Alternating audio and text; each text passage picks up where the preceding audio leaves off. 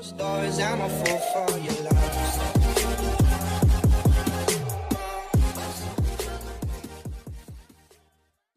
Siyang i-translate yung items na yon and yung farm na binigay mo sa kanya into actually kills. Yeah, and of course, we are into the drop, ladies and gentlemen, at makikita nyo rin dito sa mismong aming drop. Meron tayong, ayan, maruya na lang po, mama. Darating yung mga paninda po namin dito. Mga banana Overlay namin. Alright. Tumadaan dito sila no, yung mga influencers ng ML. Tapos nagpapaypay man lang, no? Tagay-pay-pay yung guest lang. Mga ganun, no?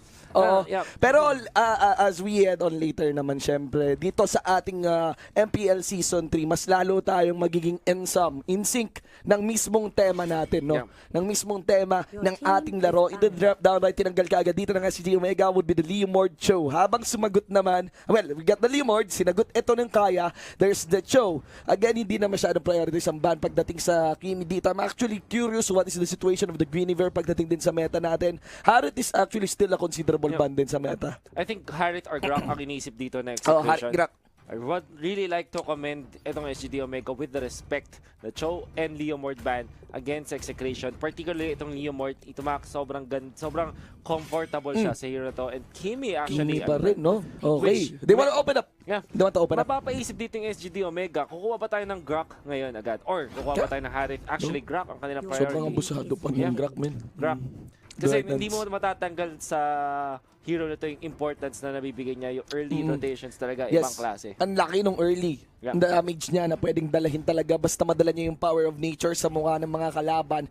Now, we get the Grok here. Let's see what we paired on dito sa Harit natin. Will there be another Beleric priority ba siguro? Or will they go for another core? Interestingly, Tamos. Yeah. Security ka agad. Okay. Kasi you eliminate the Cho na pwedeng fighter, eliminate yung Leomord, ano na lang ba yung natitira dyan? It's just the Hellcurt. And Hellcurt can't match against the Thamus. Thamus almost always wins the duel kung pinagharap silang dalawa.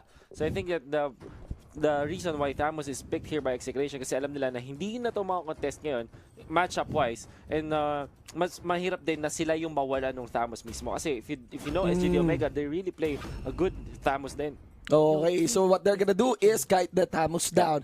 They're gonna be picking up the Claude. It's still the Hellcurt would be one of the chosen carries here. Automatic na pwedeng mag-marksman carry na lang din yung kabila with this Claude onto the side of SGD Omega. Meron din tayong Hellcurt mismo. And still, alam natin na even simula pa ng Season 1, it's still the same thing for Hellcurt. It's the Dark Night Falls. Yung this ability of removing the vision for your enemy. And it does look like may parang mga indirect buffs na napunta kay Hellcurt. Lakas niya sa meta ngayon, eh, no? Yeah, I think with Hellcurt kasi teams are looking towards winning fights na. Lalo na ngayon sa MPL. Parang nagkaroon ng focus ang mga teams sa pagpapanalo ng fights. And I think sobrang laki yung advantage. Nung sinabi mo, Dark Night Falls, isang mechanic na siya lang ang nakagawa na hindi kayang gawin ng I mean, kung tawagan ka sa cellphone mo, di ba? Kaya ma-disconnect. Yun nila lang yung parang yun yung mechanic mo talaga eh. Parang nawala sa laro. Exactly. Pag di Dark Night Falls ka, mga kaibigan, on to the second ban. Of course, the removal of the marksman only available here between the Claude, between the carry. Aalisin ang carry ng SGD Omega. Habang the option here, there is still the demand for the mage ng SGD Omega dito, pero they would just remove the Minsitar. Yun ang ban ng Execration. Definitely gonna work against the Harit. Ganda ng ban ng Minsitar. Saktong-sakto dito for Execration. Well, I'm going to go for the Martis. Martis, isang hero din na hirap kapag merong Minsitar. So it totally makes sense to get the Martis right now. Yeah. In combination sa Akai, Tamos, and Harit. Hindi ka maka-get to the chapa eh pag may Minsitar eh. Pag nandyan si Doggy. I mean, isa-silence ka lang talaga. Si gawang ngayon, mananahimik ka. Si Minsitats. Si Minsitats, si Minsi Doggy. Well, we get the Lunox, very reliable mage, automatic na. Actually, I'm expecting Lunox ban kanina. And the Beleric would be the chosen tank here ng SGD Omega. Tingnan natin if this is a Minotaur na para sa SGD. Well, you can go for the Minotaur for sure.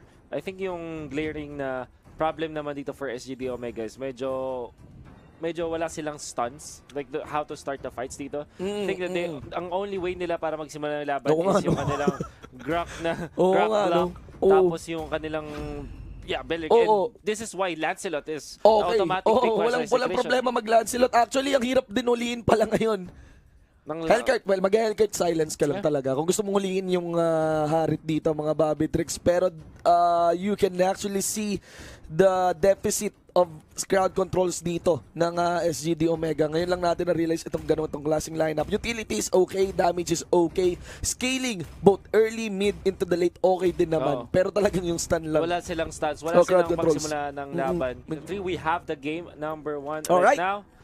SGD Omega dito sa blue side. And si Heath, ang ating Rock Levy onto the Hellcurt. Dale Dalus sa kanyang Claude, it's Caltizi sa ating Lunox and Lex 8 Herna with the Bellery. Meanwhile, on the right side would be the Execration squad. Si Pacbet ang hawak ng Harit, habang si Etomax naman ang Samartis, Lord for the Akai Dian, on the Tamus, at si Zapnu for the Lancelot.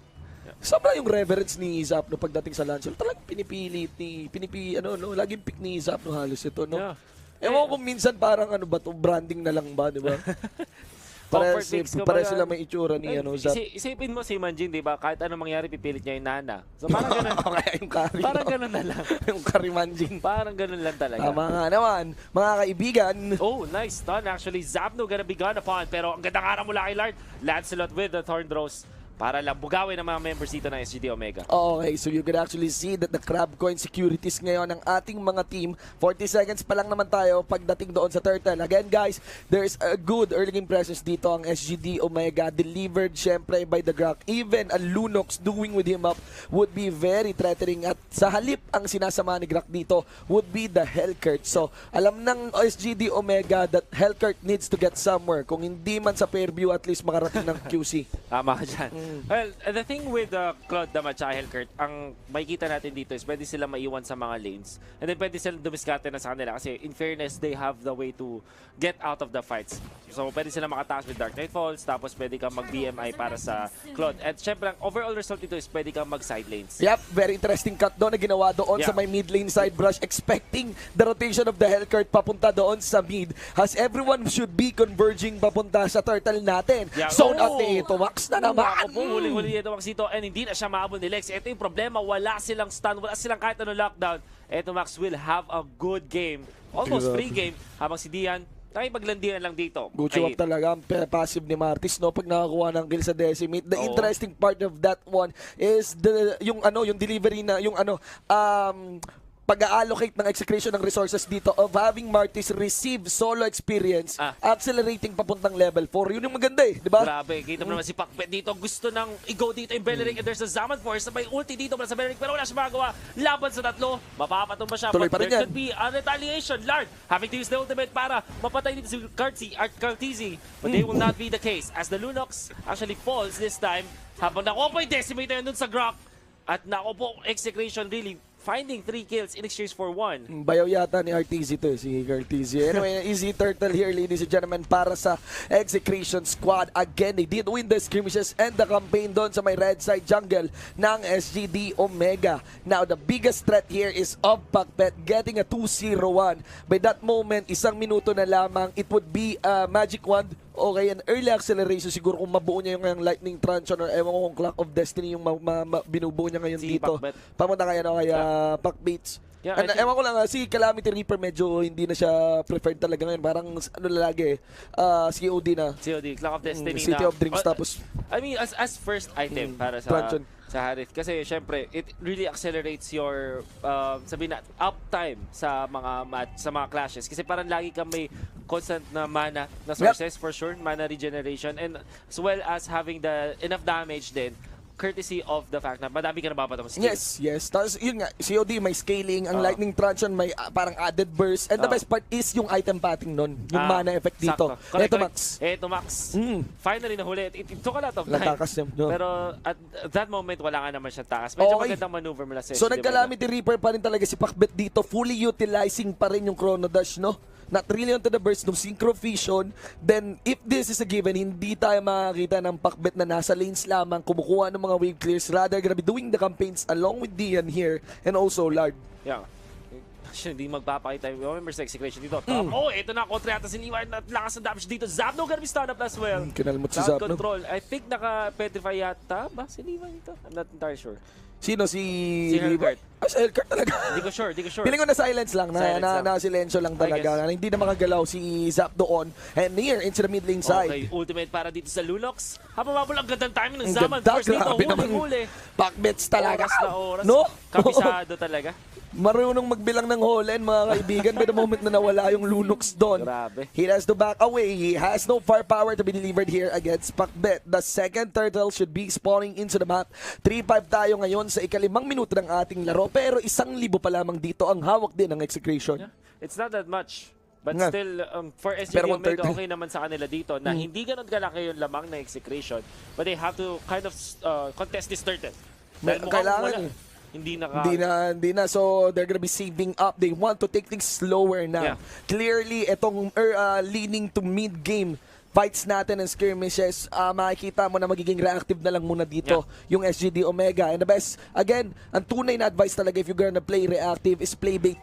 Gets? Kasi mas lalong mag-agresibo ngayon yung kalaban mo, yung Execration, lalo pat alam nila na may lamang sila. 5 minutes, 6 minute mark, we should be seeing the first core items here. We got a thin shield para kay Lard dito, mga kaibigan. Napaaga nga, di ba? Nakakalamity Reaper pa lang pre-5 minutes. Pa nga ito, 5 minutes sila Pakbet. Wanna see kung ano yung estado na rin naman for Nung SGD item na, Omega. ayun na, nagkabuuan. Okay. Demonator Sword, tsaka Truncheon. Para sa ating... Okay, petrify nga yata dito si Hellcurt. Okay, Pinetri. Nag-betri. Double Legion Sword na rin. Actually, para ka nang naka-semi Blade of Despair, no? Semi-BOD. Wala lang nung added effect. Wala lang yung bonus damage. Pero makatay na rin. That's why he was able to take out etong si Lancelot. And with the added stun kasi, pwede nga siya makakuha ng kills. And BOD now available para kay Tumax. Ito na yung nakakatakot. Decimate at BOD.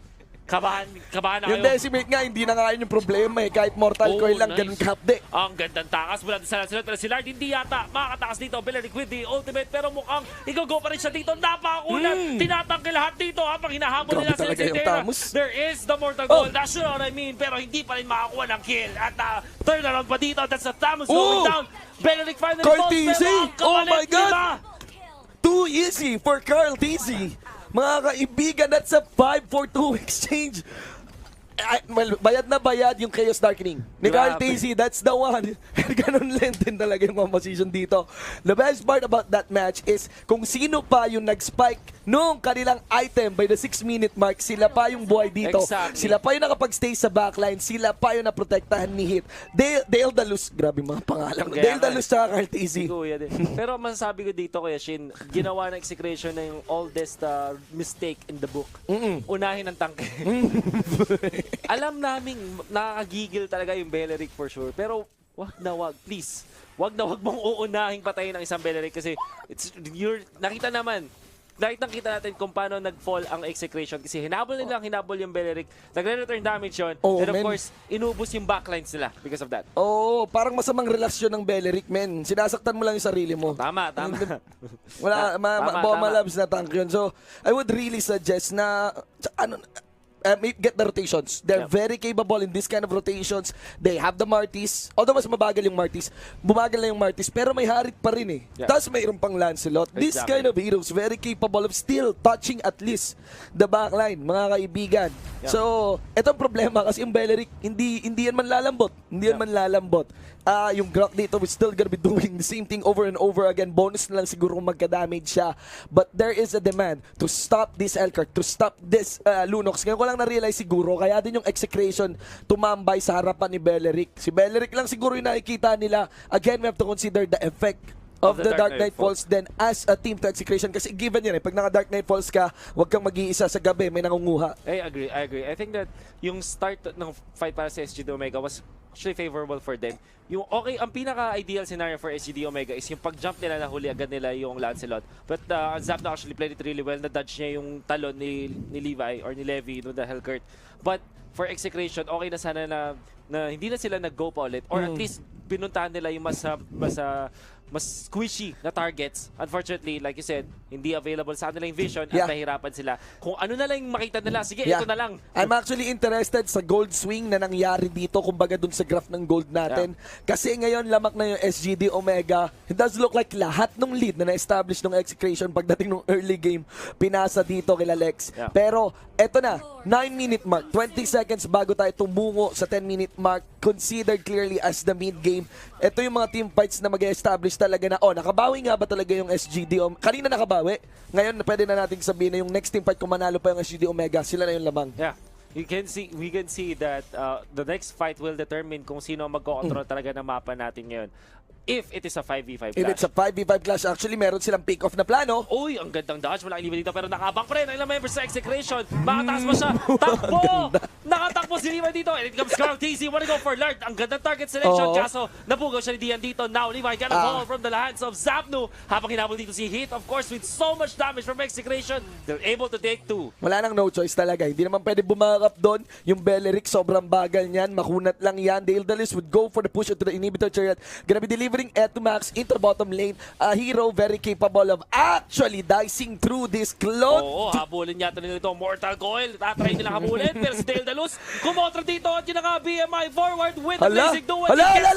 Can he get 2? Ginamit na yung Hurricane Dancino para walang follow-up. Pero yung Lord, Yeah, but he can touch the turret here. That's the thing. Nasa critical na condition ngayon yung buhay ni Akai, pero napansin niyang nawala na rin sa gitna sila Zapnu. The Lancelot is actually close in him. Oy, nagbatean yung dalawang gwapo. Uy, okay, eto na. Zapnu, back out. Hindi back out, feeling ko, ano yun eh, Laing Ducals yun eh. May na BMI yata yun. Oo, na jukes.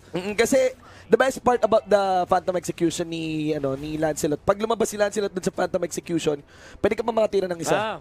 So medyo, parang mapapasin mo parang, mapakapal pa naman yung buhay ni Claude dun eh. Pero pag nakatira pa, nakapitik pa siya ng isa, enough na eh. Could be an execute kill. Ooh. Nice BMI from Dale Dalus. Mukhang all-in tankiness dito yung Grok tsaka yung ating Beleric. The Zaman Force committed into the middle. Pagbet trying to actually get an opening pero wala pang start para sa Execration. It's under the turret for SGD Omega. And actually, magto 12 minutes na, hindi pa rin natutulak yung gitna. Yeah, well, it's a usual scenario most of the time. Lahat ng mga skirmishes na gagawa talaga pagdating doon sa side lanes. Pero here we go. The pressure established for the mid lane goes to usher the Lord sa top. Lord sa top, they wanna go for hit this time. At ito sa likod, na dito si Lex Aether na one attack, all the damage. As they take out the Lord, ito si Lard, gumamit ng ultimate dito. Zamforce is there. Nahuli na si Deldelos and Deldelos will fall. Yung Lunox, tapos na kanyang ultimate dito. But Dian, will you stages, hindi siya magsusurvive dito. Dalawa pa, hindi pa tapos. Hindi makatapos habang inabol na dito si Lard sa bandang kanan, kaliwa naman si Cartesi, napasama ng pwesto na Zaman Force at napatay ni Etomax dito. Samantala, yung dalawang tangke nag-aabulan. Uuwi si Etomax. Nakakatalon kasi yung panda. Yeah, uuwi si Etomax, si Levi. Well, makukumpleto niya yun. Hindi, ko nag-hesitate pa. Nako po. Yun lang, kaibigan, dalawang scratch. Okay, we have to back out. There is the jump. At the least, napigilan din yung push doon sa my top lane side. Mga kaibigan, ang init ng laban. Walang may lamang. Or either parehas lamang dito sa laro natin. Parehas lamang. Parehas 35k. Parehas 11 kills. Muna akong mahabol si Zapnu. Buti pa to si Levi. Hinahabol ni Zapnu. We got the endless battle available here for Levi as well. At the 12-minute mark, we should be seeing their second core items, if not even a third core items para sa game natin. Para sa mga may lamang, I would assume na si Pac Bates dito nasa ikatlo na niya yatang item. Yeah. Pero Carl TC as well. The problem about Carl TC is na-burst din yung power of order. Okay, dominant size yung pinili ni Carl TC dito. Just going for that a bit of a utility muna, no? Instead of just raw damage then for his team. Hindi na nga siya nag-COD rin dito. Yeah. Well, ayun, we got the fleeting time naman as the third core item here para kay Pacbet. Maximum uptime para sa kanyang I think at this moment, may kita na natin na kung sino yung palaging ready sa fights. Yeah. Sila yung mananalo or mag-establish ng control sobrang sa mapa. Nakita natin, even na yung game. Lumabang yung sino Omega ng makapal-kapal laban sa Execration pero bawing-bawi na Execration. Now yung pabalik na even. May red ka, may blue ka, kulang na lang ng yellow, Philippine flag na dito sa ating laro. Sa mga fans ng SGD Omega at Execration, kung ako sa inyo, huwag kayong magkagulo dyan sa chat, bigyan nyo ng suporta ang inyong kanya-kanyang mga teams. Kasi ang malupit, Game 1 pa lang to. Ganda na kagad ang pinapakita ng mga teams natin. Best of 3 series, nakita naman, kung makakatira talaga dito yung damage, Dale Dalus. Gustong-gusto yung disiplina niya dito. Not committing, lalo pa kung maswingan yan ng isa lang na max bite ni Martis, mahirap. Ito na, there are the death brushes being established here. These are the kind of, ang weird ng brush na to, nakakairita kasi sobrang lapit sa torre, sa totoo lang. Ang daling maka-initiate. Oo, daling maka-initiate to, yung ganyang distansya. Pero ayun, kapaan, si Akay, lumagpas ka na sa brush, lumagpas ka na sa brush. Ayan, okay, okay na siya. Nakalimutan niya. Nakalimutan niya. Sobra. Sobra na. Nakalimutan niya malaki siya.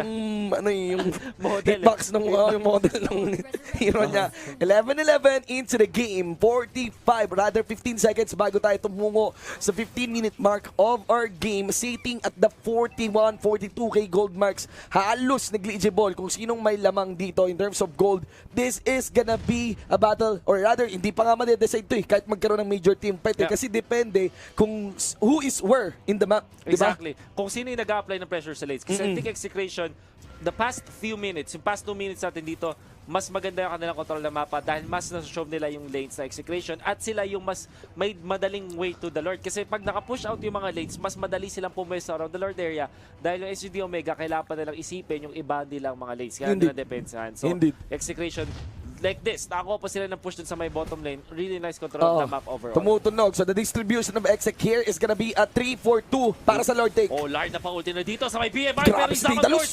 Na-dungeon with the BMI, of course. Ginamit yung Blazing Duet para na mabuga Execration. And I think that they will not go for the kill, but you can see how strong this clone already is. So, another damage item now here for Carl TCD Demon's Advent to be used on Team Etomax joining the fray here. Chaos Darkening para kay Lunox. Nag-flicker na lang dito para makataas ang tulo yan. Hindi ka pwedeng tumambay doon. Magsasaka ka sa gulaman ng kay Lunox ang hapdi na yan. Kaka-Demon's Advent lang yan. Exactly. So now they will try to take down the Lord. And in fairness for SGD Omega, meron silang enough heroes to actually take this down. This is level 2. And with the Lunox as well as the super duper strong Lord, kaya-kaya nila to. But to be very steady here, members syempre ng Execration converging already. Ma'am Spaghetti DN dealing here with hit. At kalahati na yung buhay ngayon ng Lord. Eto Max to the side. Actually, ganda ng flank position na yan. Pag nagkaroon ng crossfire dun sa may reverse side, channel lang yung power of nature. Pero kitang-kita mo talaga yung disiplina. Malayo sa Season 1 at Season 2. Grabe. Yung mga players natin dito, grabe na magtansyahan. Grabing tansyahan dito, grabing ambahan. Walang, kailangan may trigger discipline ka sa pagtalon mo. Grabe, ang saya ng MPL. Ito na pala yung MPL. Ganda ng MPL ngayon, Kuya Shinbo. Sobrang ganda. Wala nang basta-basta tumatalon. Oo, nakakasawa sa mga stream. High level Kung play. kayo'y nanonood ngayon at kayo mga MPL players, ito yung gameplay nyo na disiplina. Ang galing. Sige, let's keep up as well with the rotations of our players here. Zapnu going into the bottom lane side. Of course, predicting na yung Hellcurt ay mag-i-split. Pero they cannot catch the Hellcurt talaga. Na-burn nga lang yung Dark Knight Falls. Indeed. Na actually, Lard using yung obstacle dito para makatakas mula sa SGD Omega. Sa 1,000 pounder, inaalaw siya ng mayroon siyang over the back. The thing with SGD Omega, ang kanilang tanging lockdown is yung kanilang Glock block. Pero dahil natatalunan lang yun, talagang hirap sila magsimula ng laban dito. But in terms of being reactive, in terms of punishing Execration, they have the tools with it. They have the Beleric with the power of nature, tapos yung ulti na rin. Tapos meron ka pang Blazing Duet. Tapos si Zapno tsaka si Libay. Kanina ba? Abulan di ba? Biniburn, there's the puncture, Phantom Execution. Ginamit agad, but Zapno, they both have their mortality. Habol lang. Yung isa tumatakbo. Ito na mo kami. Hari, ikakat siya. Uy, ang ganda. Okay. Converge na. Tapos may mga tropa na rin. Okay, so uuwi si Levi. This is a few seconds na 4v5 yung situation para sa Lord. Pero again, pag nag-collapse sa Lord, Dark Knight Falls should be available. Tingnan mo, hindi enough yung ganong damage kay Levi para makapag-Lord yung Execration dito. Ibang kanina pa sila nagtatadya ilang minuto na, pero nas Daedalus nag-ulti na dito. Nauli yata si Macbeth. Si Macbeth. At isama mo rin dito yung Akai for the first time immortality. Isama mo na rin yung tunay na buhay ng Akai. That's SGD Omega with the heads-up play. Ganda nung pasok ni Daedalus doon. Siyempre, di makareact kaagad. Lalo pa, bulag-bulag na naman ang sitwasyon ng Execration. Sa likod. Dark Knight Falls, sa likod. Nandun si Dian. Eto Max din, siyempre. Siya naman. Hindi kumamot yung Max Bite. Hindi nga kumapit dito as Daedalus wanna go for Dian. They're jumping with the BMI. Hinabol na rin dito. The slow, of course, with I think he does have the corrosion side this time. Pero nag-back na lang din siya. And they want to try to push. Samantala si Zapno, tamang kulang lang. Nahuli pa dito. Ako naman, sabi ni Levi. Hahabol sila. Grabe. Ito yung forever naghahabulan. Pero ang ganda. Isipin mo yung ML, pwede maging ganito, di ba? May sarili kayong may one-on-one. Oo. Merong ano, May clash dito. pwede one-on-one na may Lord Siege na sabay, tapos may team fight din na pwedeng mangyari. O, di ba? Isa lang na yun na knock up. Ganyan yung mga pro player, mga kaibigan ng Lord. Pero ito na ngayon, of course, with Zapnu, not gonna be joining the party as well. Ang daming na burn na spells kanina mula sa Execration that are actually not in the position. The Lord is on the side of SGD Omega. Like how Zapno is playing this. Kung speaking of ano lang, yung parang role na pinaplay niya dito, so shove the waves tapos get as much farm. And while doing that, tinatagalan din niya ng farm yung mga members ng SGD Omega. Yung problema nga lang, naiiwan niya yung mga teammates siya and SGD Omega, they're playing this as a unit. Yes. Especially around their Claude. The biggest mystery here is what can they take out of the Lord? Yung SGD Omega, again, this is a Lord level 2. Na level 2, I think this is the Lord level 2. So a bit durable compared to the first one, no? And here's the thing, normally yung mga Lord kasi parang pang ano lang yan, pan-distract na yan, ginagamit ng mga teams namin bilang pan-distract. We're gonna be going for a push, malayo doon sa Lord. Yeah. Pero looking at the situation right now, ang hirap rin mag 4-1, 3-1, 3-2 no? Nagpupush ka ng mga third seed sa inner turret. But let's see here, I think it's gonna be the Hellcurt. So yun ang dinecide ng Execration, giving one on the Hellcurt. Wow, this was kind of scary para sa Grok. Kahit makunat siya dito, hindi niya pwede kunan niya ang gandang Grok block dito. But of course, may over the bound lang yan. Tatalo na ng Lillard with a 1,000 pounder. But at this point, ang katina ng Claude, kahit yung Torre, ang dali na lang patumbayin. Doon sa may bottom, nakuha nilang inhibitor. Si Inowax dito, kailangan maging careful as he tries to back down. And look at the Claude. Deldelus, wala siyang pakialam sa hero. Gusto ko yung Torre. Wala na nga silang minion dun eh. Mga konting pitik pa para dun sa Torre talaga. They know that they have the DPS here. There's a lot of improvement mula dito kay Deldelus Babitrix. You know? Hindi na siya ganun ka basta pasok na lang talaga. Very controlled on the approach. Especially with his Claude. Knowing kung kailan mo siya malakas. Ang kulit. Nagpalit din ng boots, no? Sana naman nagpalit ng boots yan yung Hellcurt, no? Hindi naman, naka-wizard boots yun, no? Hindi naman yung bumili ng boots ngayon pa lang. Exactly. So, ginawa niyang swiftness boots just to really establish more pressure at hindi na siya mahabol dito. At this point, yung percent na binibigay ng swift boots, of course, mas effective na. Kasi late game na eh. Ang taas na nung effectiveness ng item na yun, specifically. I like the decision. But overall, I think Dale has grown really mature na. Not dito, as Deldelus. Big gun upon, pero nabuhay pa rin siya dito. There's Lard with the ultimate, pero hit pa rin siya dito ni Deldelus. Samantala, dito sa may bandang kaliwa, tinatangke lang ni Grok yung damage mula sa Execration, while Levi is gonna go down for the first time, but Damus is down already, killed. Beleric with the ultimate para tulungan yung teammate. Si Levi nakatakas na doon. Deldelus freely hitting doon sa backlines. Hindi siya makabot ng Execration dahil may dalawang tangke sa harap. Finally will go, hindi pa rin. Buhay pa rin. My God, the lifesteal. Finally na turn throws na siya. Hindi na timing Zapnu. Oh my God! Off yung timing nung bottom exec. This game 1, mga kaibigan. This game 1. Ando na yung minion wave. They can ignore that one. Packbet with the final stand, but this is it. SGD Omega takes game 1. Ganda. Ang ganda. Real talk, kahit natalo yung Execration, mad props sa kanila. Pagkanta ng laban! Ano ba naman tong MPL? One of the best games that we've seen. Oo, one of the best. Ito na ba yung isa sa mga best so far? Yeah, I think so. Ganda, no? Ganda. Grabe yung tansyahan na positive dito. Ganda, mga kaibigan. Tell me pretty lies, look me in the face, tell me that you love me.